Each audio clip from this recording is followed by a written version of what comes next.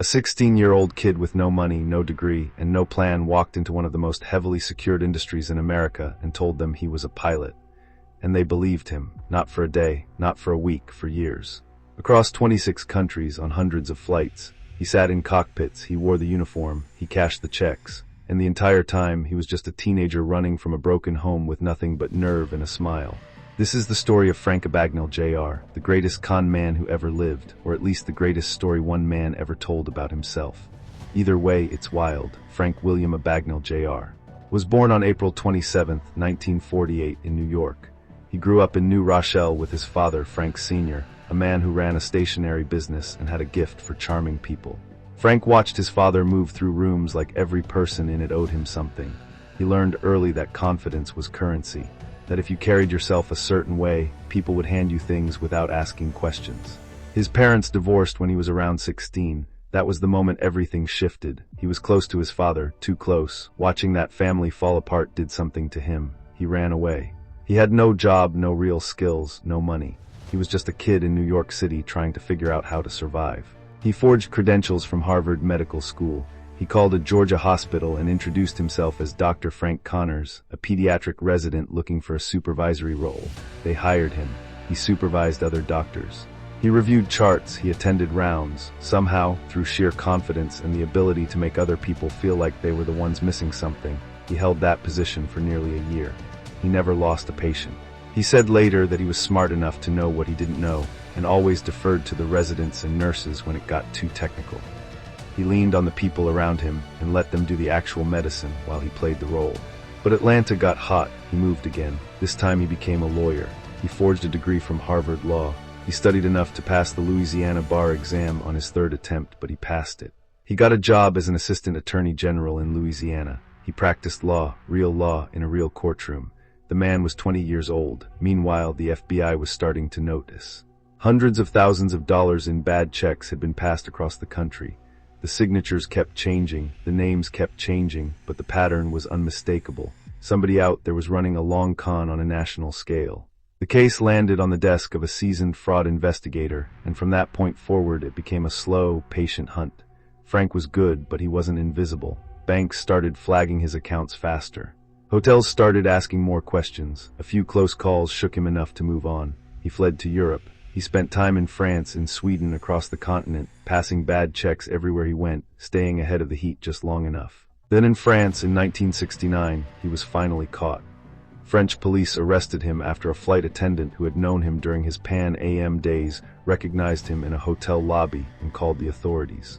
He was taken into custody and held while a dozen countries filed extradition requests. Sweden wanted him first, then Germany. Then France kept him for a year before agreeing to send him to the United States.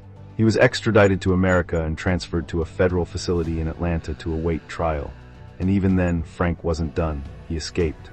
While he was being held at the Federal Detention Center in Atlanta, the facility was under investigation by civil rights groups and congressional committees. The conditions were being scrutinized, and by sheer accident, the marshal transporting Frank forgot his commitment paperwork. When prison officials couldn't verify why Frank was there, and Frank told them with complete calm that he was an undercover federal inspector sent to evaluate the facility, they believed him. They gave him better food, better treatment. He walked out. He contacted a friend who helped him establish a new identity. He was on the run again. He made it briefly before being spotted by NYPD detectives near their unmarked car. They ran him, it was over. In 1971, Frank Abagnale Jr. was convicted of federal fraud charges. He was sentenced to 12 years. He served less than 5 because the federal government made a decision. Instead of keeping him locked up, they offered him a deal. They would release him early on one condition: he had to help them. No pay, no credit, just his brain, his knowledge, and his experience running every con in the book turned against the people still running those same cons. Frank took the deal. He spent the next several decades working with the FBI, training agents, consulting on fraud cases, and eventually building a company that helped banks and corporations protect themselves against the exact schemes he invented. He became one of the most respected fraud consultants in the world. He charged $20,000 to $30,000 per speaking appearance. He worked with the AARP. He testified before Congress.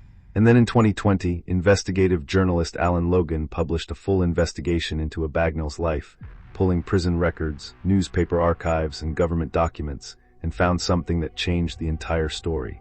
Most of it was made up. According to prison records, Frank Abagnale was incarcerated at Great Meadow Prison in upstate New York between the ages of 17 and 20. The exact years he claimed to be piloting planes across 26 countries and practicing medicine in Atlanta. The records don't lie, he was locked up. He wasn't living a glamorous double life on the run. He was in a cell in New York. The FBI agents he named as handlers, they didn't know him. The hospitals he claimed to have worked in. No record, the law firm in Louisiana, nothing. Reporters had actually started asking these questions as far back as 1978, 2 years before his book was even published. And every time the story didn't hold up, Abagnale shifted, said names were changed to protect people's privacy, said the institutions were too embarrassed to confirm it, said his ghostwriter exaggerated. When the Catch Me If You Can film came out in 2002, Abagnale addressed it on his own website. He said, and I'm paraphrasing, that the co-writer dramatized things, that it wasn't a biography, just a story. That some details were off. The truth is nobody really knows how much of it happened. What the records do show is that Frank Abagnale was a real criminal. He did commit check fraud. He did spend time in multiple prisons. He did use fake identities. The core of it is real. The scale of it, the millions of dollars, the cockpit time, the hospital, the law degree, that's where the story breaks down. But here's the thing. The lie worked for 40 years. He built an entire career on it. A book, a movie with Leonardo DiCaprio and Tom Hanks, speaking tour, government contracts, consulting fees. He conned the world into believing he was the greatest con man who ever lived. And maybe that's the real con, not the pilot thing, not the doctor thing, the autobiography, the speaking fees, the fraud expert who built his empire on a fraud. Frank Abagnale is still alive. He's never publicly admitted that the story is fabricated. He still maintains that the broad strokes are true. He still has defenders. He still has supporters who say the records are incomplete and the truth is more complicated than what investigators found.